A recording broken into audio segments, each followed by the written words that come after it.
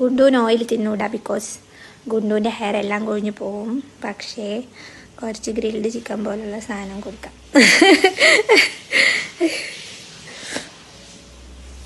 ഗുണ്ടുവിന് oil കൊടുത്താൽ ഗുണ്ടുവിൻ്റെ രോമം കൊഴിഞ്ഞു പോവും, ഓണർ എന്നെ കൊല്ലും. പക്ഷെ തിന്നാൻ സമ്മതിക്കൂല.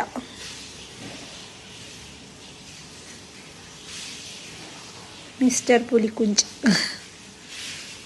എന്നാ എൻ്റെ പ്രോട്ടീനാണ് പട്ടിത്തണ്ടി.